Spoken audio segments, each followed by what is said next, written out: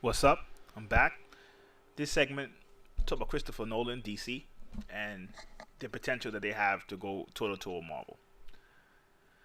It's interesting because about last week, Christopher Nolan, he was perceived as taking a shot at Marvel movies, where they asked him, "Well, you were the executive producer in Superman. How come you guys didn't do like a post credit scene like how Marvel does, which Marvel's made famous?" And he said, "Well, a real movie wouldn't do that." And it was a nice jab at Marvel, right? And you know, he's right from his point of view. I can't say Marvel's wrong from their point of view. Their formula works, and I say their formula works not because they just make money from their movies. Even the critics, and the critics want to hate. Don't make no mistake about it. The critics want to hate, but their movies always get ranked pretty well, even from the critics as well as the people. So you can't say they shouldn't do it. And I think what Christopher Nolan's talking about is his angle. They're not real movies because they're not. One of the biggest things I've noticed how people miss, what people miss, is that when you really look at Marvel movies really carefully, it's like this chess playing that's going on with the person's subconscious mind. The subconscious mind of all individuals is always trying to put things together. The conscious mind deals with discrimination, separation, right? Being able to break up things in individual parts. So when you see Guardians of the Galaxy, when you see the Avengers, the subconscious mind sees it as the same movie. And in a sense, where somebody wouldn't go to see Guardians of the Galaxy normally, because it's taking place in the same universe, you go to see it. And this is, I'm sure, it must be challenging for Marvel because, like, let's say when you get like the first Ant-Man director, he wanted to make it different than the Marvel hierarchy wanted it to be, so they had to let him go. Not because he wasn't talented, it was because every movie is related to another movie, so it has to fit. That's why even if their movie gets delayed 3-4 months, it could cause chaos in another movie that might be coming out 8 months later. That could backfire. I mean, there's some drawbacks to that, but the pros to it is movies like Black Panther, Captain Marvel automatically will probably do well because of that, and that puts it in a totally different stratosphere. Now, what's happened is that for me, good example, Suicide Squad. I didn't like it at first when DC said they were going to do it, but now I'm thinking about it, especially since seeing the Arrow. I've been catching up to their show, and I've been using Netflix to do it.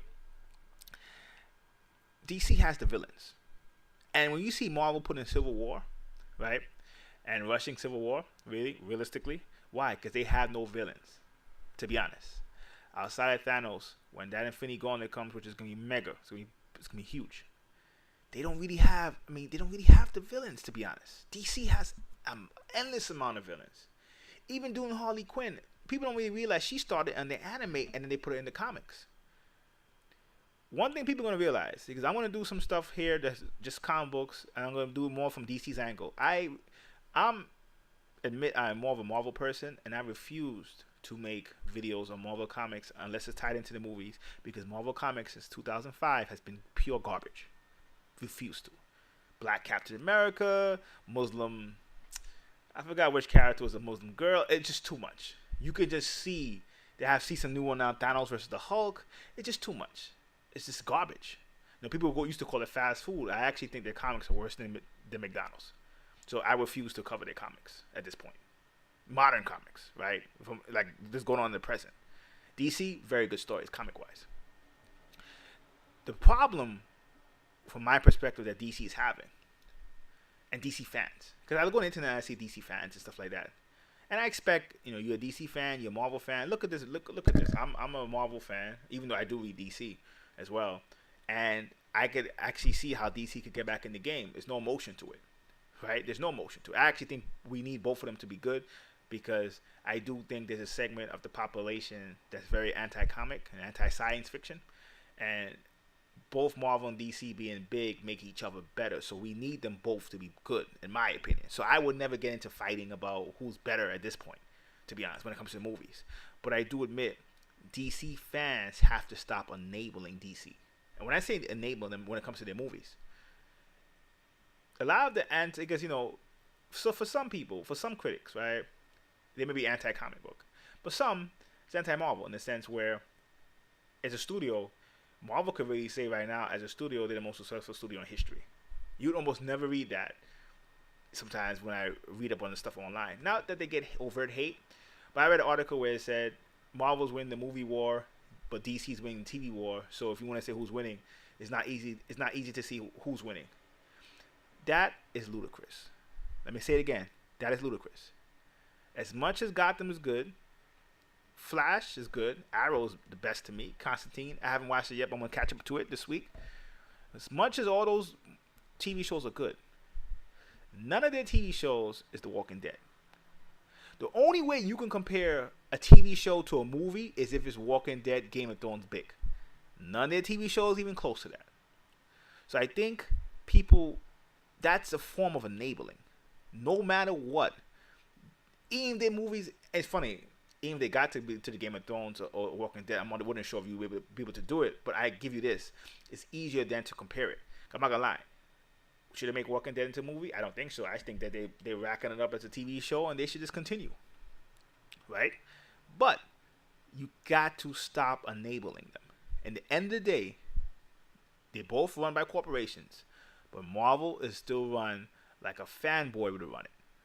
You know, when they had their big press conference, they announced it like a press conference just to announce movies, which really meant nothing. They don't have directors. They don't really, I mean, they just know when they plan to release a movie, but it was exciting as a fanboy. What did DC do? They announced the same announcement, but to their investors. So if you're a Venetian person, if you're about the arts, how can you support that? To be honest, how can you support that? Not saying you can't, but then you can't say, oh, well, you know, especially if you're not a comic book person, I'm a DC person. You're probably doing that because you're reacting to Marvel success. And I would say this, though. There is some truth. Marvel is being less serious with their movies, right? Which is cool. It's actually, it has some, you know, I mean, there's obviously a market for that. But with Interstellar doing so well, the one thing you have to say is there's also a segment of sci-fi fans who want maturity. And I think DC should plug into that. And I think making great villains is the key to doing that. And they have the villains. Hands down. And if they got the villains, they should go at it like that. I think they do it like that. Will they win? Of course not. This is DC. See, in the end of the day, I'm making this video because I want to in a sense, I mean, there's a window open for DC to get in the game. Will they do it? Of course not. Part of the reason why they won't do it is because you fans enable them. If you're a DC fan, wake up. At the end of the day, right now, Marvel has made much better movies. It hasn't even been close, to be honest. The fact that people don't really realize, even when you say DC movies are based on characters that we know so much about. Batman, Superman, how many freaking times you can do movies about them? Let's be real. Avengers, to the regular person, it's new to them. If you're not a comic book fan, I mean, to be honest, even Spider-Man is getting to the Superman, Batman level. Not quite there yet, but he's close. To be honest, right? That is not the way to do it. So, in the end of the day, if you want DC to be good, get them to do what their strength is: TV, anime even more than TV. Because to be honest, I have to be honest with you, I'm one of the people who said DC controls TV, but even that is exaggeration because I think with Netflix. The Netflix shows of Marvel will automatically counter whatever DC is doing TV-wise, to be honest, potentially. Because Netflix is a better medium for that type of stuff. You can't, Daredevil could be bloody as hell in a Netflix TV show. And if I think Marvel was smart, they'll give Blade his own TV show too. Marvel could be bloody as hell and catch up. So all this, even what I'm saying, all this seriousness. Marvel came in and said, we're going to focus on the street level of the Marvel Universe. DC is not even doing stuff like that as they're supposed to be yet, to be honest. So, though they have TV, their strength is anime. That's their strength. Marvel will never be able to match animation with DC. And because we're in more of an anime type, manga type culture, and especially the young kids, that's their strength. That the fact that they can introduce animated characters and it would affect their comic books where some characters like Harley Quinn would eventually make her way to the comic books. That's how you know how strong the animated universe is. That is their strength. And in a sense, if they really want to get back in the game, focus on TV, focus on the animation. Yes, you can focus on movies, but if you focus on movies, do it smartly. Don't react. Right now, they're reacting. If I were DC, Aquaman, them will be TV shows. Even Wonder Woman, there's no buzz for Wonder Woman movie. Don't do the Wonder Woman. To be honest, that is not smart.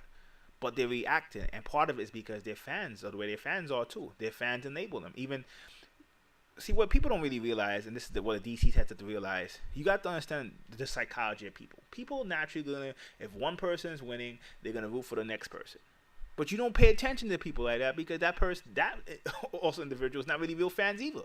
To be honest, you got to be realistic, and I don't think they have that. So, I think it's a shame that Christopher Nolan doesn't want to do really more combo movies because I think he obviously would never do a Marvel movie. And I think he kind of has what you need. That grown-up, sophisticated way of approaching science fiction.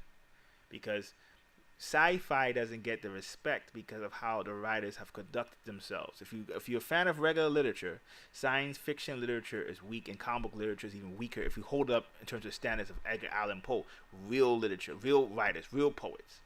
So when Christopher Nolan does a movie like Interstellar, even his Batman movie, Batman didn't, especially two, particularly two in my opinion, three to a certain extent too, but especially part two, they were not.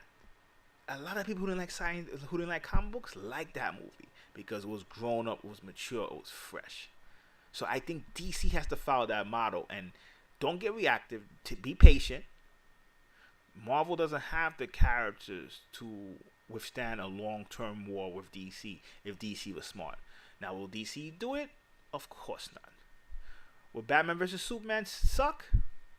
Definitely would suck. Would a Justice League movie suck? I think Justice League might be pretty good, actually. Batman vs Superman will suck. Justice League will be pretty good.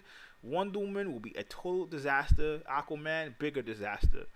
Suicide Squad has potential to do good. Would it do good? Probably not. And then when I say do good, it's going to make money. But I just think they just don't have what it takes. You can't in this business, you can't react. You got to be patient, especially since Warner Brothers owns you. Like, Marvel, all they got is Marvel. I don't know why Warner Brothers is rushing. Why Warner Brothers rushing? They have so much material. They don't even need DC. They don't even have to do DC publishing, DC Studios, to be honest. DC comic movies. They don't have to do this. Warner Brothers, but it's reacting. And I must admit, and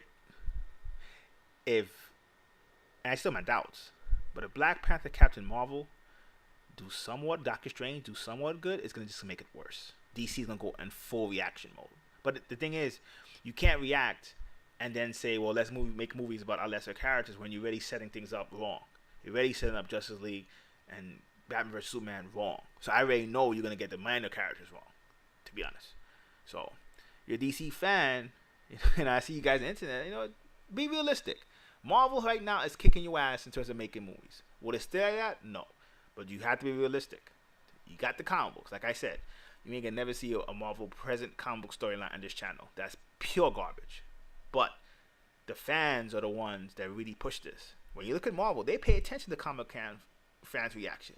The fans push it.